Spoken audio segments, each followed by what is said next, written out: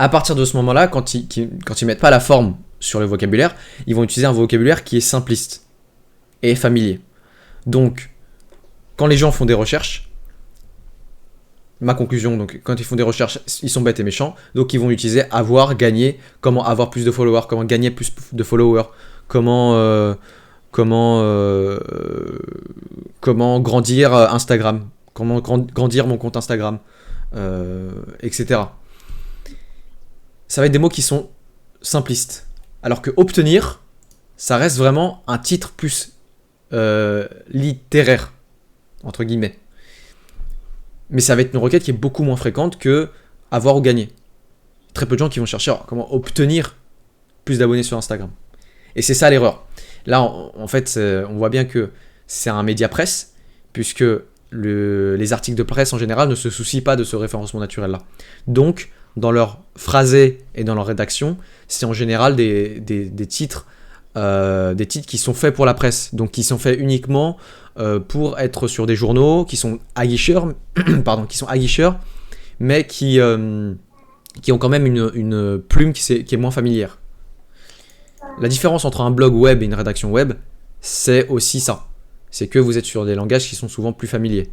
C'est pour ça que les personnes ou les projets, pour certains d'entre vous qui ont des projets un peu plus littéraires ou qui ont une plume un peu plus littéraire, faites attention à quand même comprendre qu'il y a une partie de vulgarisation. Alors, même si il y a un truc important à comprendre, c'est que même si votre public cible, c'est effectivement une élite qui, je sais pas, qui a un niveau de culture extrêmement élevé, avec un phrasé aussi très élaboré, sachez que c'est des gens qui ne vont pas forcément s'exprimer de la même manière en public, donc avec ce phrasé-là, avec ce vocabulaire-là. Ils vont pas s'exprimer de la même manière en public que sur une requête de recherche. Et c'est pour ça qu'il faut vulgariser, il faut utiliser des mots simples, parce que les gens, qu'ils soient élitistes ou pas, lorsqu'ils vont faire les recherches, ils vont être beaucoup plus bêtes et méchants qu'ils le sont quand ils discutent ou quand ils écrivent à travers des posts sur les réseaux sociaux, par exemple. Donc c'est ça qui est intéressant à connaître, c'est vraiment le comportement, la manière dont les gens font des requêtes sur le web. Donc je rejoins ce que disait... Pardon, j'avais pas entendu, mais les deux personnes précédemment, je pense que c'était Indiana et Nouya. Laura. Pardon. Laura, Ouais. Laura et Nouya.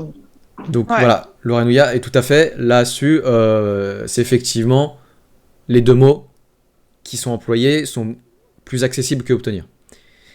Donc voilà, j'ai élaboré un peu là-dessus, mais vous voyez, cette analyse, elle peut aller très très loin. On peut encore en parler, mais c'est des détails qui, je pense, au bout d'un moment, quand vous faites de la rédaction web, vous en avez l'habitude, mais au début, ça peut être un peu contre-intuitif. Parce que on est fondamentalement habitué à écrire de la dissertation, des choses très scolaires, ou à écrire de manière un peu plus soutenue, ou avec un verbe plus élaboré. Donc faites attention à ça. Ok, ça c'est sur le métatitre. Paf. À part ça, est-ce que vous avez d'autres propositions? Là, j'y vais sur ce que vous avez proposé. Au niveau de la police, Ouais. la taille sur l'autre article, c'est écrit en trop petit. Sur cet article-là, c'est écrit trop petit. Ouais. Ça donne pas envie de voir. Visibilité. La visibilité, c'est... Alors, effectivement, sur l'analyse SEO qui était demandée, c'était une analyse uniquement SEO. Maintenant, ta remarque est intéressante dans le sens où ça attaque le web design, qui indirectement impacte le SEO, effectivement. Bon, globalement, ce qui était attendu, c'était des remarques SEO pures et dures. Mais effectivement... Oui. Non, mais c'était juste pour dire... c'est mal construit, il n'y a pas de H2, H3... Ouais, il n'y a pas les titres. Ouais. Ouais. Pas de titre. Il n'y a qu'un H2. Et limite, je ne sais même pas si c'est un H2 qu'il a voulu mettre. Non, je crois que c'est juste en gras. Ouais, mais il n'y a pas de titre, quoi. Ouais. Alors effectivement, je termine sur la remarque du coup sur le web design. Effectivement, là, vous êtes une police plus petite, en plus en sérif. donc qui est difficilement accessible et lisible pour les personnes malvoyantes. Enfin, malvoyantes. Qui sont en situation, pas forcément malvoyantes, mais qui sont en situation de difficulté, de lisibilité. Je pense aux dyslexiques, par exemple. Mais au-delà de ça, il n'y a pas besoin d'être dyslexique pour avoir une fatigue visuelle. Et donc, en termes de web design, effectivement, garder du serif avec une police aussi petite, c'est compliqué. Mais bon, ça c'est question web design. Maintenant, effectivement, la partie intéressante, c'est la structure HN. Donc la structure des métatitres. Oui, des balises de titres, pardon. Donc par rapport à ça, vous me dites qu'il en manque. Ouais. Hop. On va voir ça tout de suite. Hop.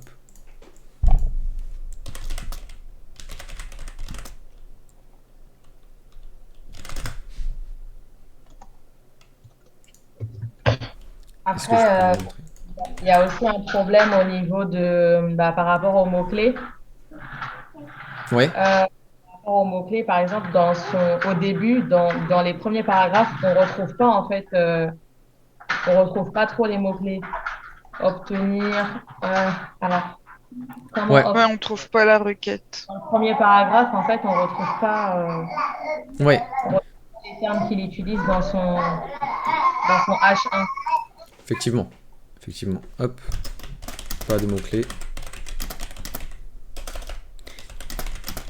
Vous avez des outils qui vous proposent d'analyser les méta-tags parce que ici, il y en a plein, hein, mais c'est un des outils qui propose donc d'analyser le SEO, la qualité SEO de votre site. Notamment, quelles sont les balises de titre. Parce qu'une balise de titre, par exemple, typiquement ce texte peut typiquement être dans une balise de titre H2, mais le texte, lui, peut être en minuscule ou être identique au texte de base. Vous voyez ce que je veux dire? C'est que le style n'impacte pas la balise. Okay, ici, je peux avoir une balise H2, mais avec exactement le même style que tous les autres textes. Donc finalement, le style, c'est pas un problème. Ici, le style, vous voyez, il est bien défini, donc forcément, vous voyez quand il y a des balises H2. Donc ça, c'est une bonne chose, parce que comme ça, vous n'avez pas besoin de regarder dans le code. Là, vous voyez qu'il peut y avoir un problème. Mais nous, on va analyser... Oui. À part faire inspecter éléments, comment on peut voir Alors effectivement, tu peux inspecter l'élément. Ouais. Ça, c'est plus avancé, c'est pour les personnes plus avancées. Mais sinon, tu as des outils qui te permettent d'extraire les Ok. informations. Ah ok, d'accord. Voilà. Bon, moi j'ai pris cet outil-là, où il y en a des qui sont beaucoup plus beaux que ça, mais vous prenez celui que vous voulez. Je pourrais vous envoyer les liens. Je descends en bas. Pléonasme, je descends tout court. Vous avez les balises de hiérarchisation de contenu. Ici, concrètement... Alors, attendez, je vais juste vérifier quel type de balise c'est. H1. Ok.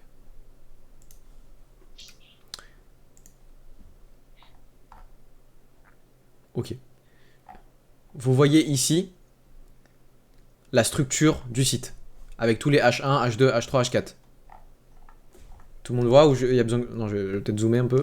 Paf. Ouais, s'il te plaît. Ouais. Ok. Voilà. Donc ça, je mets en comparaison avec le site qui est là. Ok.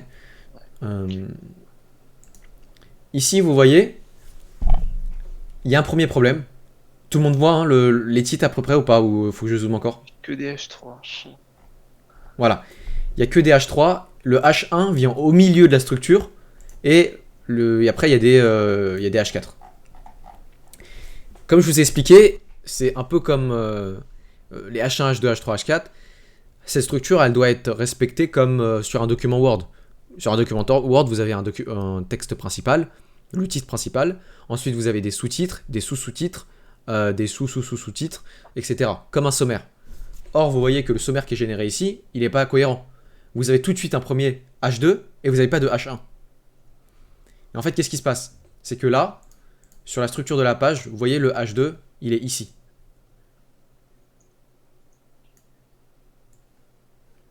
Il est ici. En gros, c'est le bandeau là qui passe. Vous le voyez tous, le bandeau à la une? Ouais. Elle est chiante cette nave. Hein. Ouais.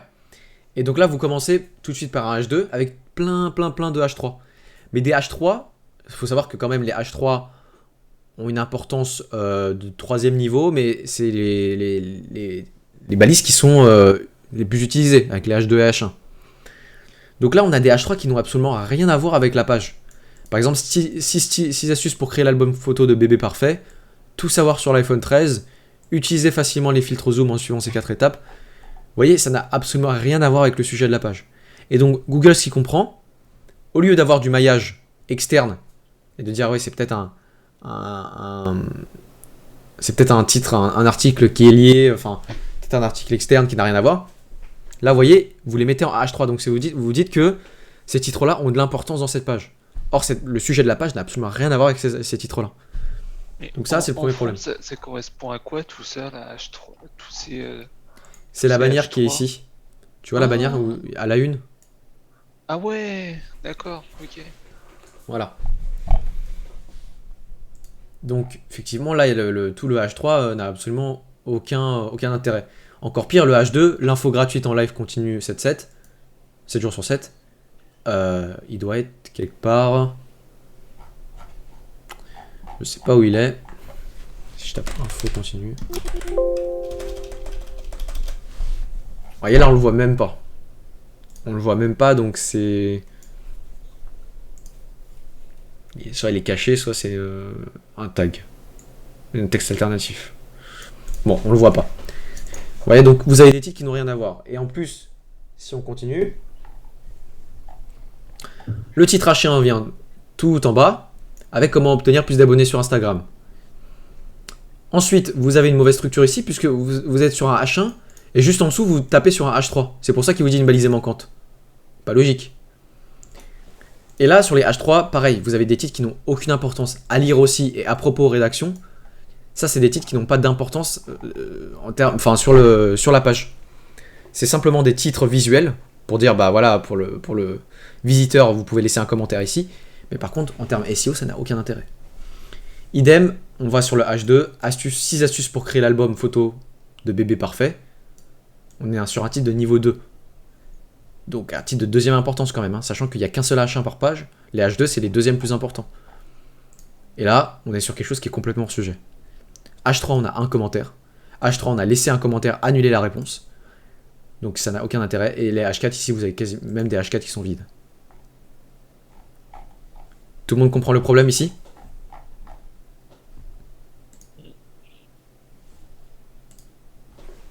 Hop.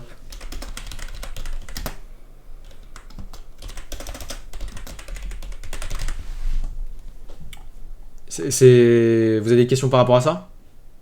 Et t'as obtenu tout ça en inspectant la page, c'est ça? J'ai rentré le lien dans un outil SEO. Et c'est quoi? Je vous l'enverrai, mais il y en a plein. Hein. Je vous l'enverrai, il y en a plein. Ok. Voilà. Je vais boire et on va continuer sur les métatitres.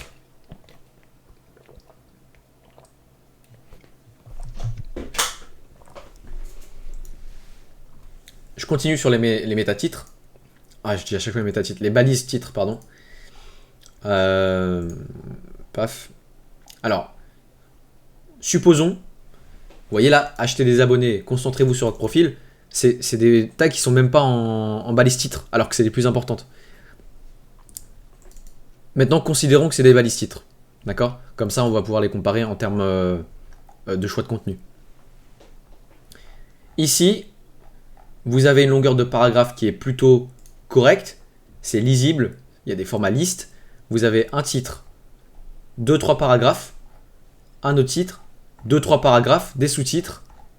Enfin, globalement, l'article est bien découpé. C'est-à-dire qu'il y a un rythme et on a des titres qui viennent casser la lecture, donc qui viennent rendre la lecture plus facile, hein, au lieu d'un gros bloc de paragraphes.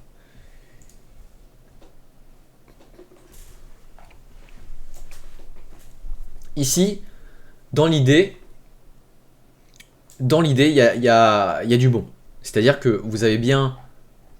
Là, ce qui est intéressant, c'est que c'est un format liste. Donc 1, 2, 3, 4, 4 c'est tout. Ce qui aurait pu être fait, c'est de faire, par exemple, top 5 des manières, ou 5 manières d'améliorer votre croissance Instagram, enfin, de gagner des abonnés Instagram. Google aime bien le format liste.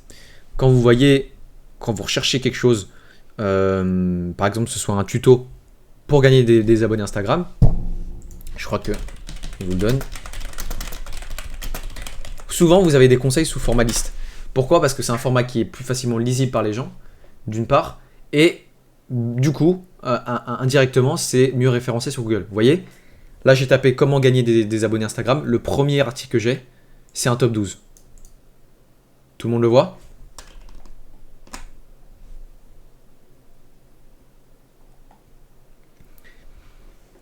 Donc vous voyez là, vous avez souvent ce format liste.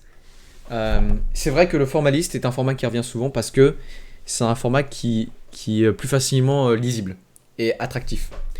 Donc ça peut être 12 astuces. En général, vous êtes sur des chiffres ronds. Donc ça va être 5, 10, 15, 20. 20 manières de faire nanana. 20 façons de nanana, etc. Je pense que vous avez déjà rencontré ça, un peu comme les recettes de cuisine. Donc, il y a du bon, il y a de l'idée là-dessus. En revanche, au niveau de l'optimisation du contenu, on voit que le deuxième article a quand même plus de travail. Ici, regardez maintenant les mots-clés qui sont insérés dans les métatitres. Hop.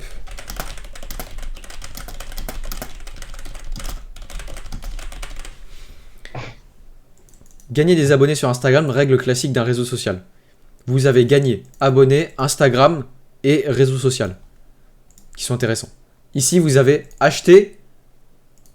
Déjà, acheter, c'est pas du tout la première solution qui viendrait à l'esprit. Vous voyez, c'est ça aussi, se positionner au niveau du contenu, c'est se dire quelle problématique je réponds et à qui je m'adresse. Ici, le type de gens qui va venir rechercher des conseils, c'est certainement pas pour les acheter les abonnés Instagram. C'est une dernière solution. Mais la première solution en général qui nous vient à l'esprit, c'est de comment faire pour faire croître son compte, mais gratuitement. Et vous voyez, la première solution ici qui est proposée, c'est acheter. Donc ça, c'est en termes de contenu, c'est un mauvais choix en termes de conseil en fait en lui-même. Mais ça, c'est parce que vous connaissez plus ou moins le sujet. Vous voyez, si on parlait ici de mécanique, ça c'est un commentaire que j'aurais pas pu faire, par exemple. Règle classique d'un réseau social. Donc là ici on a 3 mots-clés. Ici on a abonné et le titre est beaucoup trop court alors qu'on pourrait insérer d'autres mots-clés. Deuxième titre, astuce. Tout de suite on est dans le champ lexical de astuce, conseil. Astuce qui marche. Vous voyez ici dans le vocabulaire, on n'est pas parti sur les astuces qui fonctionnent, mais qui marchent. C'est pas forcément le vocabulaire le plus raffiné à utiliser dans ce contexte, mais ce choix-là de vulgariser, c'est que ça s'adresse à un public très précis. Donc les astuces qui marchent, effectivement, follower Instagram. Ici, sur le deuxième titre, concentrez-vous sur votre profil et votre biographie. Biographie, profil, c'est trop large. C'est pas du tout des mots-clés qui sont nichés dans le sujet que l'on traite. Ce qui aurait pu être intéressant ici en alternative, ça aurait été optimiser son profil et sa bio Instagram. Juste le fait de mettre Instagram déjà, ça donne plus de valeur au titre. Tout le monde voit où je veux en venir là, pour l'instant ? Ou pour certains c'est complètement abstrait et... On a mis améliorer. À améliorer ? Optimiser, c'est trop compliqué pour les gens. Oui, ou améliorer, effectivement. Oui. Mais c'est ok, tout le monde voit la subtilité de la chose ou Ouais. d'autres sont plutôt réticents là. Ok. Ensuite, les astuces qui marchent pour avoir plus de followers, un contenu unique et qualitatif. Donc là ici, ce qui est intéressant, c'est qu'on a des sous-titres. Un contenu unique et qualitatif, Bon, on parle de contenu ici. On est sur des sous-titres un peu plus courts. Voilà, vous êtes sur des sous-titres un peu plus courts, donc ça va être des H3, je pense. On va passer à l'outil SEO. Paf.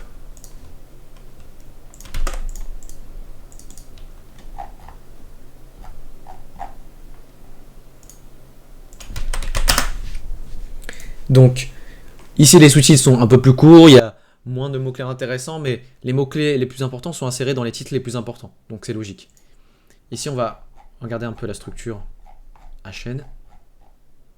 Et vous voyez, là, c'est déjà bien plus clair.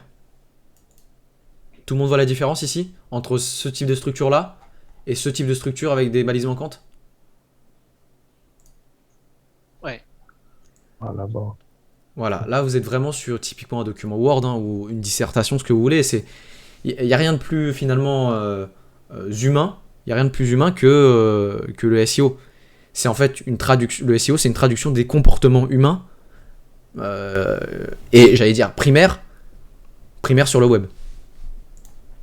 Donc ici H1, on a bien le titre de l'article. H2, gagner des abonnés. H2, les astuces avec les mots-clés, vous voyez, astuces, followers, Instagram.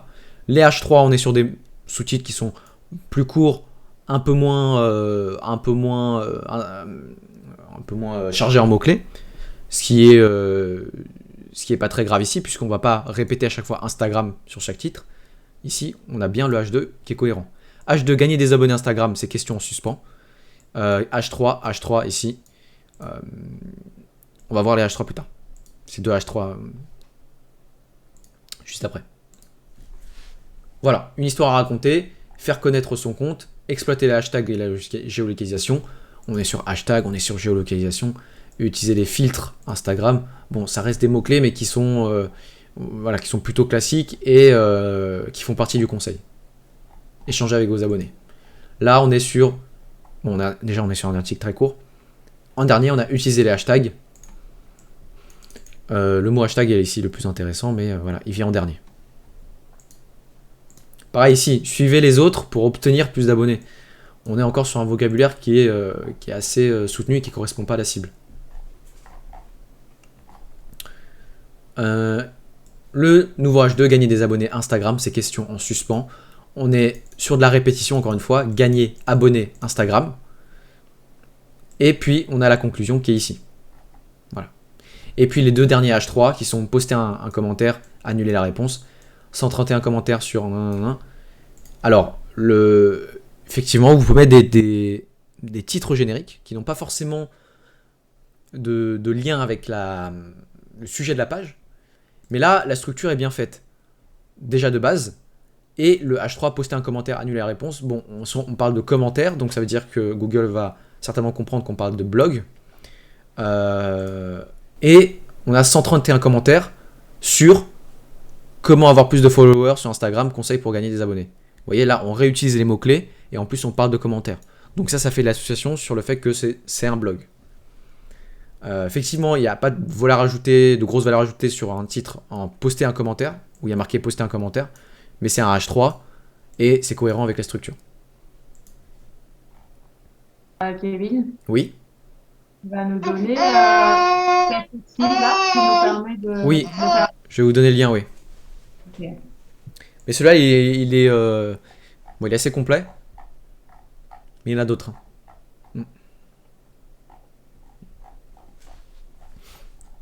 Voilà. Ok.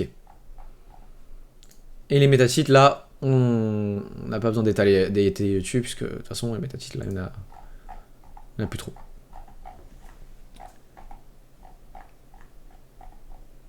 Hop, on va remonter ici.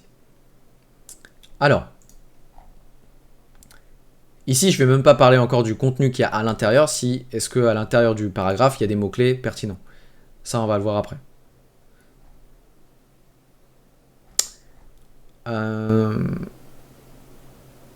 Voilà, ça c'est pour les métatitres. Pardon, pas les métatitres, ça n'a rien à voir. Les balises titres. Est-ce que vous avez d'autres propositions? Encore. Ouais. Au niveau des liens. Les liens?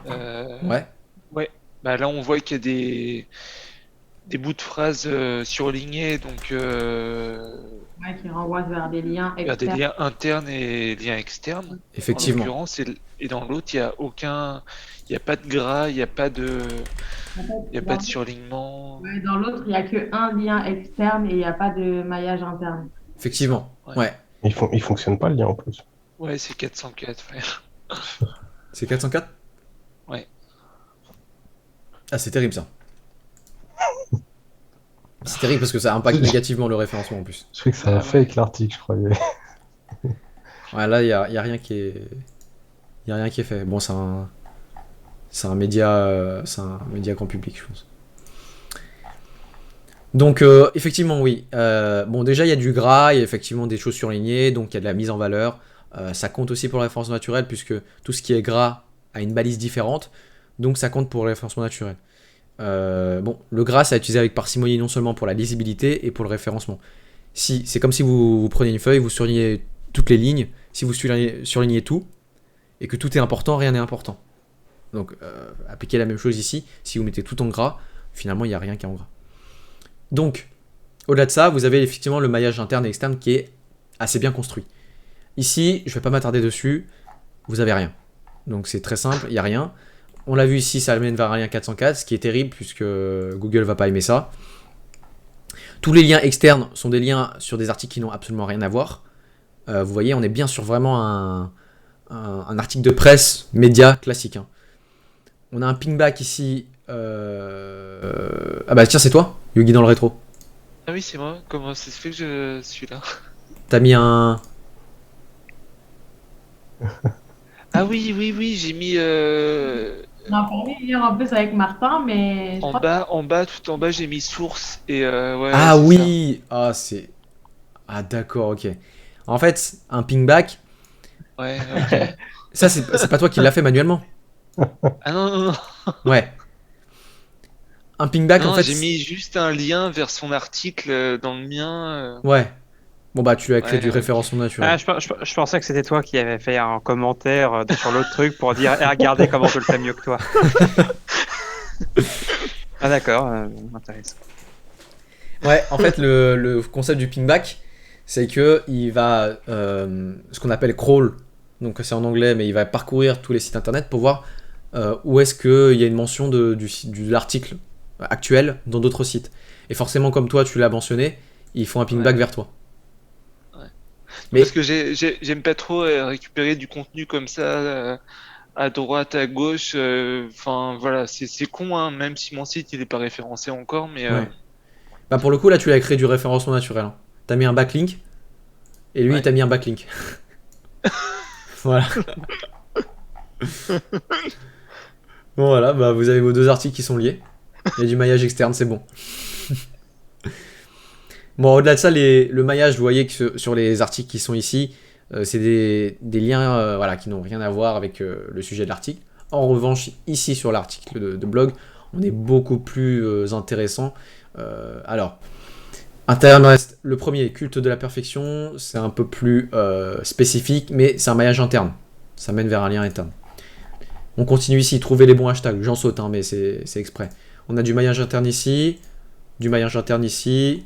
Je pense que ça, c'est un maillage externe. Voilà, parfait. On a une étude qui vient d'un autre site, mais qui est toujours en rapport avec ce qu'elle est en train d'expliquer sur le contenu Instagram. Un flux cohérent, ça, c'est un maillage interne. Ça aussi, je pense que c'est un maillage... Ah non, c'est un maillage externe. Tailwind blog. Bon, c'est un blog assez connu aussi. D'ailleurs, c'est un outil... Je suis curieux de voir ce que c'est. Ah oui, c'est l'outil de réseaux sociaux. Oui, là, link sur un outil de réseaux sociaux qui lui-même a un blog. Donc, c'est du bon maillage externe puisque ça a un lien avec ce qu'elle est en train de raconter. Et ensuite, le maillage interne ici pour les articles qui sont liés à ça. Et vous voyez, là, c'est des articles qui sont en lien avec le sujet. Comment obtenir des backlinks de qualité vers votre site, comment créer un filtre Instagram, comment sticker musique Instagram. On est toujours sur le sujet Instagram, donc on est sur des articles qui sont dans la même catégorie. Par conséquent, on crée du maillage interne encore une fois. Ici, non, pardon. Ici, vous êtes sur des articles qui n'ont absolument rien à voir, encore une fois. il n'y a pas cette question de catégorisation. Voilà. Et en plus, on a du maillage externe qui n'est pas contrôlé avec le pingback. Même si le pingback dans l'idée c'est bien, enfin en tout cas c'est intéressant à voir. Je ne l'ai pas souvent vu, mais vous voyez bien que vous n'avez pas le contrôle sur ce qui est mentionné ou pas. Surtout si vous avez des mentions de votre article sur des sites illégaux, des noms de domaine obsolètes, des patchs 404, ça n'a aucun intérêt.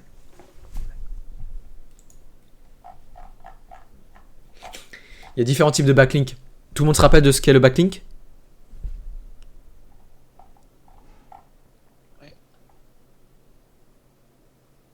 Je ne me rappelle plus trop. Backlink, hein, c'est l'extérieur. Ouais, c'est un lien d'un site extérieur, un lien de votre site. Enfin, c'est un site extérieur qui mentionne un lien de votre site. Ok. Ce qu'on appelle un backlink. Et il y a des backlinks de mauvaise qualité. Un backlink, par exemple, sur un site illégal, illicite ou qui va se faire, qui est shutdown. Et un backlink de qualité qui est typiquement un backlink sur des gros blogs comme ces deux-là. Voilà pour les maillages internes et externes. Est-ce que vous avez d'autres points ? Oui. Au niveau des images, après, je sais pas hein, si je me trompe, mais j'ai essayé d'ouvrir les images sur un autre onglet pour voir un peu de descriptif. Ouais. Et en fait, on se rend compte que par exemple, le bon article, enfin, celui qui est mieux référencé, eh ben, il est mieux décrit que l'autre qui est mal référencé. Ouais, effectivement. C'est trop vague. Il a pas de texte d'alt. C'est ça. Le texte alternatif qui est la première chose importante. Il a pas de- Alors attendez. Et merci à Jerry Pourquoi? pour m'avoir expliqué. Ah, pas de souci. Ça, je suis là.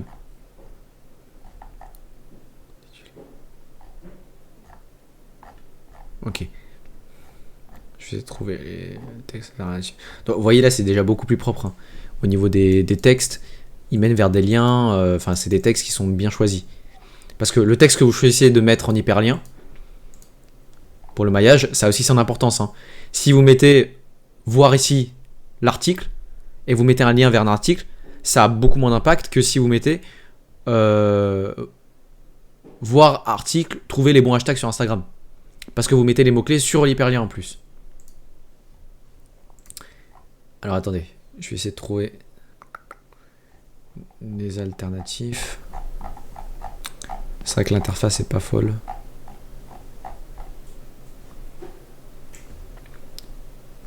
On va y aller à la mano. Hein. Tac. Ici, je fais inspecter. Bon, ça, sur les outils, ils vous le donnent. Hein. Peut-être pas sur... là, c'est parce que j'ai pas envie d'approfondir l'outil, mais ici, tout le monde voit, il y a en texte alternatif sur cette image-là, vous avez gagné des abonnés sur Instagram. Donc tout de suite sur l'image qui est donnée, vous avez un texte alternatif que Google va lire, hein, que les robots vont lire, et comprendre que vous parlez de abonnés, de gagner et de Instagram. Ok. Un petit plus, vous avez la possibilité d'enregistrer sur Pinterest. Bon, c'est des petites choses qui peuvent jouer dans le référencement, mais là on va pas en parler. Ici, vous avez... Alors, ce qui est marrant, c'est que vous avez ce qu'on appelle du contenu embarqué. C'est que en fait, c'est un post Instagram qui est intégré sur le site. Et donc, qui va utiliser les balises Instagram. Et donc, ici, le référencement fait le lien entre... Vous embarquez un contenu qui est celui d'Instagram sur un site blog. Donc là, c'est un contenu embarqué, donc c'est pas une image. Hein. Donc il n'y a pas forcément de texte alternatif. Idem ici, c'est un contenu embarqué d'Instagram. On va voir cette image-là. Trouver le meilleur moment pour poster sur Instagram. Vous voyez, on a bien les mots-clés. Trouver, bon, ça c'est une action, mais c'est plutôt poster Instagram et meilleur moment. Et ici, on a bien, vous voyez, ce petit tableau-là. Quoi d'autre? Bon, après, on n'a plus trop d'images. Et globalement, les images ont tous un texte alternatif et le contenu embarqué d'Instagram fait comprendre que vous utilisez du contenu Instagram sur votre site. Et donc, ça parle encore plus du sujet qui est Instagram. Ok. Là, ici, sur le texte alternatif, qu'est-ce qu'on peut espérer?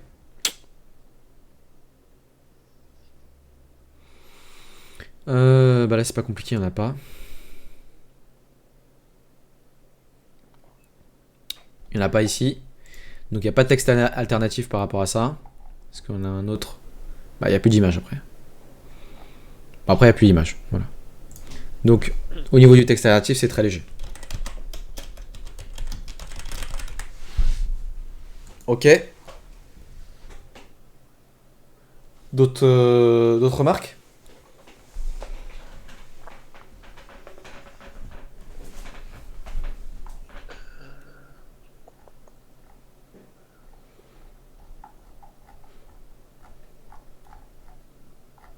La longueur de l'article. Effectivement. Ouais. Sur des longueurs d'articles de blog, en général, vous êtes à 2000 caractères en moyenne. Ici, on est, tu vois, sur un tuto qui est plus complet déjà. Et donc forcément, ça donne la place déjà à insérer plus de mots-clés, mais ça donne de la matière aussi à Google pour donner des réponses. Alors qu'ici, c'est beaucoup trop court, et le fait que ce soit trop court, bah, ça indique que c'est pas forcément pertinent. Ici, les gens sont plus propices, enfin sont plus prompts à lire l'article, sachant qu'il donne pas mal de conseils, effectivement. Il manque une conclusion et un call to action dans le mauvais. Dans le mauvais. Hop. Là, ça se termine sur bah voilà, utiliser les hashtags. Ouais. Enfin, Effectivement, ça c'est en termes de rédaction web. Alors, en termes de SEO, c'est plutôt en termes de rédaction web que ça fait la différence. C'est qu'en général, sur vos articles à la fin, c'est bien de mettre un call to action. Ouais.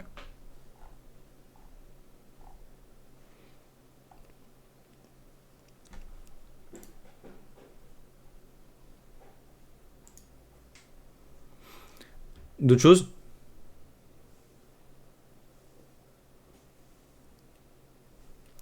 Non. Alors, Donc, c'est- ouais.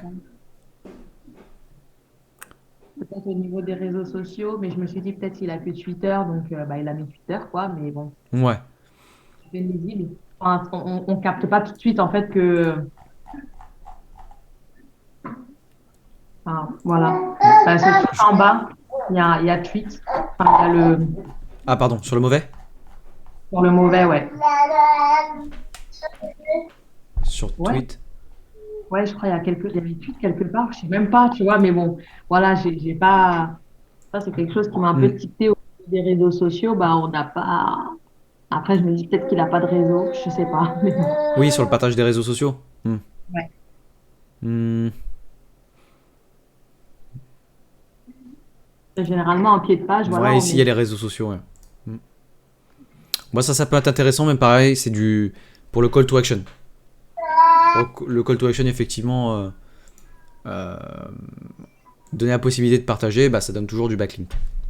Moi, j'avais noté le slug aussi de l'article. Ouais, tout à À fait. la fin, il y a un chiffre. Bon. Tout à fait.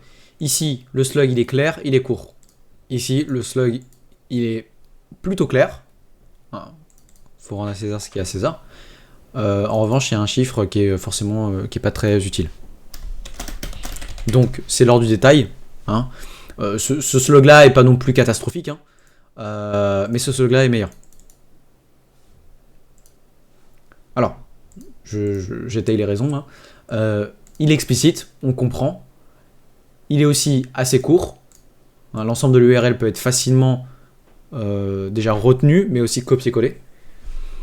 Et puis le format est bon, il n'y a pas de caractères spéciaux, il n'y a pas de...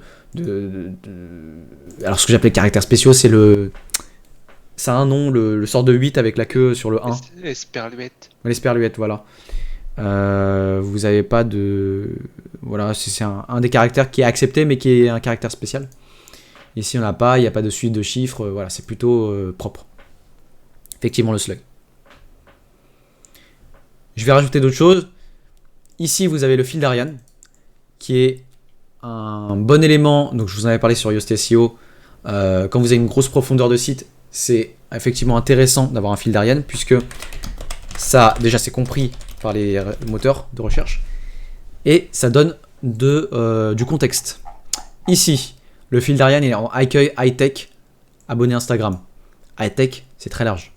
Ici, vous êtes No Tuxedo, promouvoir son site, donc on a les mots-clés promouvoir et site, et on a bien l'article qui est rangé dedans. Donc le fil d'Ariane est aussi cohérent, d'une part, et deuxième part, utilise des mots-clés. Je continue à rajouter d'autres choses.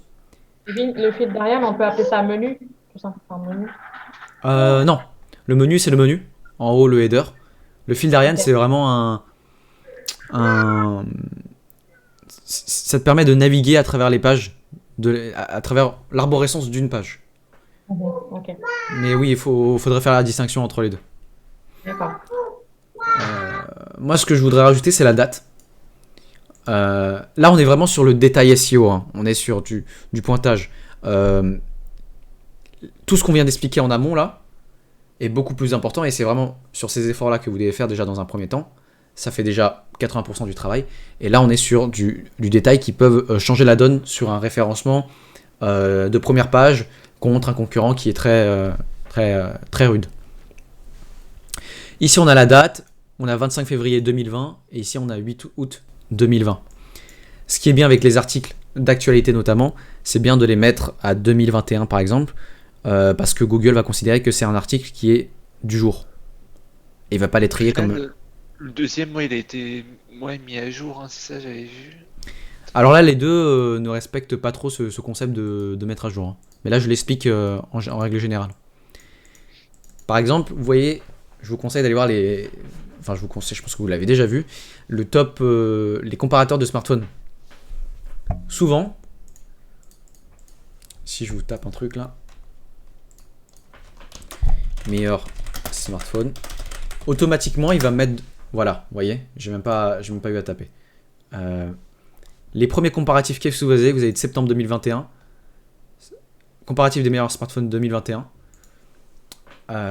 Ici, sur les premières recherches, vous aviez 2021. Là, j'ai 2020, je sais pas pourquoi. Mais j'avais, voilà, 2021. Vous avez les comparatifs aussi des meilleurs logiciels, par exemple. Ou des meilleures voitures, etc. etc. C'est gratuit pour WordPress. Moi, j'ai... Ah oui, voilà. Ouais. Des meilleurs plugins pour enfin quelque chose pour WordPress par exemple aussi. Tous ces tops là.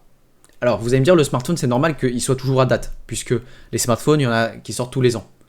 Mais maintenant par exemple sur les plugins WordPress, sur les meilleures voitures, sur les meilleures même parfois des choses qui sont intemporelles dans le sens où c'est pas ces tops là ne vont pas changer continuellement.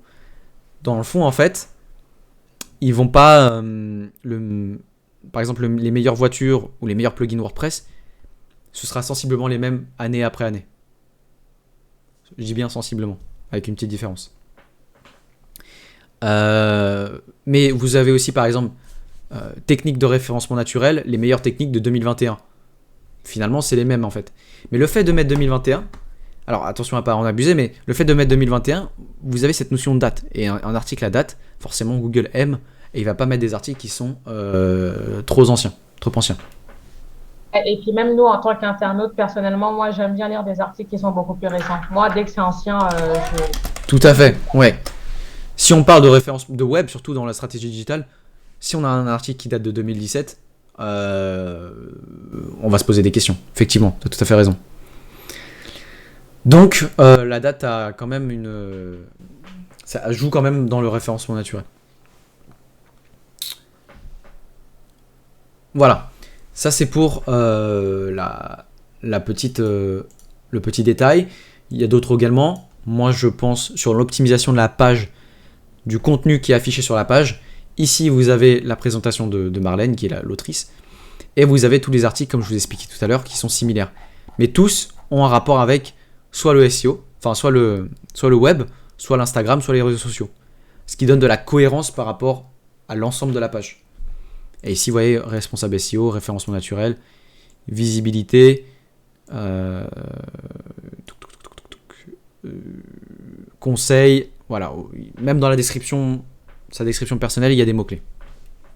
Vous voyez, ça peut paraître anodin, hein, là je fais une parenthèse. Responsable SEO et référencement naturel. Elle fait apparaître les deux mots-clés.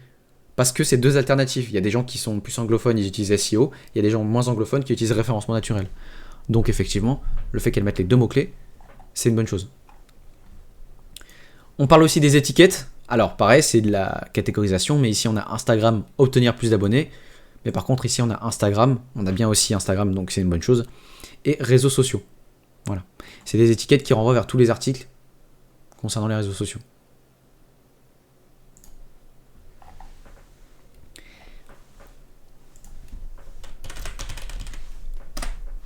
Une autre chose ensuite, vous avez les commentaires.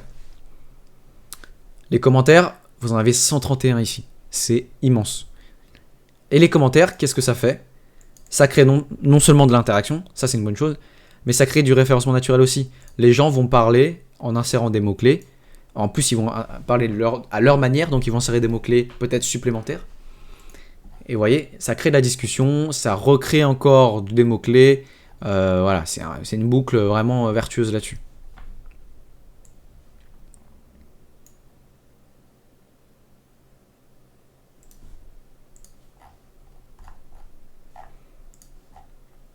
Ok, vous voyez d'autres choses?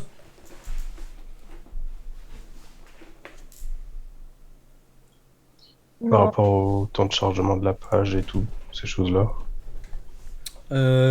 Oui, alors là c'était un peu plus avancé, je m'attendais pas à ça, mais effectivement on peut checker.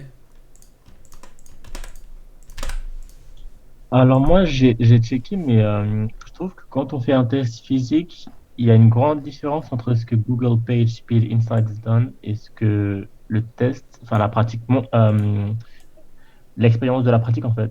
Ouais, effectivement ça se peut, ouais. Ouais. Parce qu'ils ont leur propre serveur, ils ont leur propre méthode de test. Mais du coup, est-ce qu'on peut s'en tenir au résultat de Google Page Speed Insights? Enfin, est-ce que c'est pour toutes les... Alors il faudrait tester avec GTmetrix aussi, qui est un deuxième outil. Il faut tester aussi soi-même, ça c'est sûr. Il ne faut pas se fier à 100% parce qu'ils ont leurs propres critères. Et un mauvais score, un bon score, ça veut des fois tout et rien dire. En revanche, il faut quand même essayer d'avoir un score intéressant parce que Google PageSpeed, c'est la manière...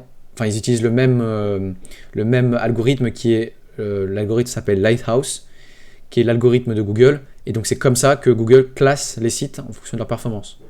Donc, malheureusement, ça ne reflète pas la réalité. Mais par contre, il faut suivre les règles du jeu puisque c'est lui qui les définit.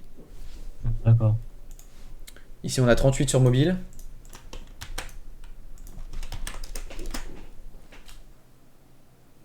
Ouais, sur mobile, ils sont vraiment nuls, hein. Ils dépassent pas les 40 en général. Ouais. Et par contre, sur ordinateur, ça peut avoisiner les 90.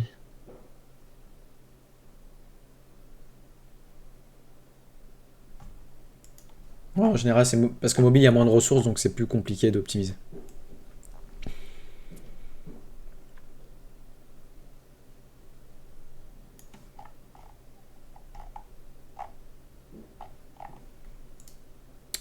On est à 52, donc le site avec le mauvais référencement est plus rapide pour le coup. Ah, il est peut-être moins rapide sur ordinateur par contre. Mais vous voyez, il est beaucoup moins chargé de façon en stylisation. Hein. Effectivement, ça joue.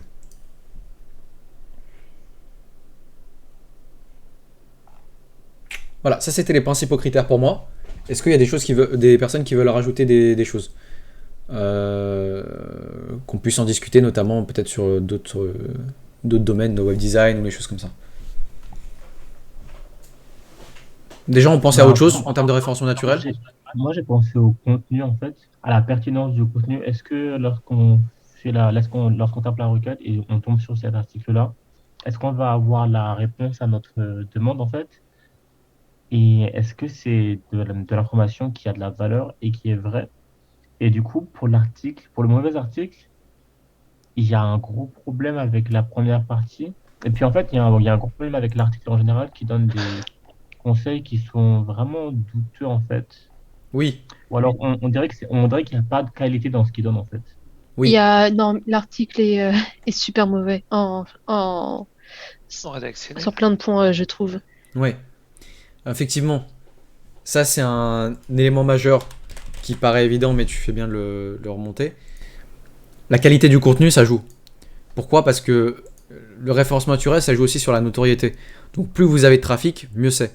Et pour avoir beaucoup de trafic, il faut donner des conseils pertinents. Et donc la qualité de l'article joue évidemment. Ouais, tout à fait. Il y a des fautes aussi dans le premier article. Des fautes Enfin, c'est des d'orthographe? fautes de frappe, mais à un moment donné, toi, il écrit plateforme, il manque le E. Ah oui. Il y a certains... bah, mince. Peut-être plate. Ah, des fois, Ah ils voilà, écrivent tu vois, plate. voilà, non, plutôt. Tu vois, il y a plateforme avec le tiret entre Oui. plate et forme. Voilà, c'est ce que... Voilà. Ouais, effectivement. Ouais, c'est pas étonnant déjà. SMM followers. En minuscule, on a l'impression que c'est un mot. Non, je suis pas allé sur Puis, la page d'accueil. toi, le truc, la catégorie high-tech aussi, bof, quoi. Oui, c'est très large, high-tech. High-tech, pour moi, toi, il aurait parlé, allez, je sais pas, de la montre, d'une dernière montre Google, c'est celle Ouais. qui te permet de faire podomètre aussi, ok, mais pas pour pas pour un réseau social. Mm. Tout à fait. Mais l'article, on dirait vraiment un stagiaire sous-payé qui l'a écrit en 2-2 en fait. Ouais, c'est des. Souvent, c'est des. Ah, ça reste des blogs. Soit c'est un blog amateur, et effectivement, c'est des gens qui écrivent par passion. Souvent, les blogs peuvent être écrits par passion, et donc il n'y a pas cette notion de référencement naturel, il n'y a pas ce travail-là. Ou soit c'est des gros médias. Alors, je sais pas si c'est un gros média, mais ils parlent de tout et de rien. Mais finalement, ils parlent de rien quand ils parlent de tout. Ouais, après, si ça peut te rassurer, Jerry, par rapport à ça, quand chez Millennium, par exemple, les plumes pouvaient être vraiment se différencier d'une personne à une autre, et j'ai lu des articles, c'était pas le stagiaire, tu vois, c'était un mec qui avait de l'expérience dans le métier et qui écrivait juste mal. Ce que j'ai parlé, c'est que tu avais des fautes, des trucs pas spécialement pertinents. Et bon, ok, t'es payé avec la passion, c'est vrai. Mais toi, c'est. Je pense que quand t'as un stagiaire, tu fais peut-être un peu plus attention, je sais pas. Après, j'ai plus l'impression que la personne n'avait pas envie d'écrire l'article et a fait son truc en 5 minutes et puis l'a publié, quoi. Ouais, c'est ça. Vous avez une pratique aussi qui s'appelle le guest post, c'est-à-dire écrire des articles pour d'autres blogs. Ah oui. Et souvent, c'est des articles. Enfin, pas souvent, pardon, mais ça peut être des articles qui sont peut-être bâclés, mais qui sont uniquement là pour le référencement naturel. Pour créer du backlink. D'ailleurs, en parlant de ça, en fait, j'arrive pas à trop capter le principe. Est-ce que c'est la personne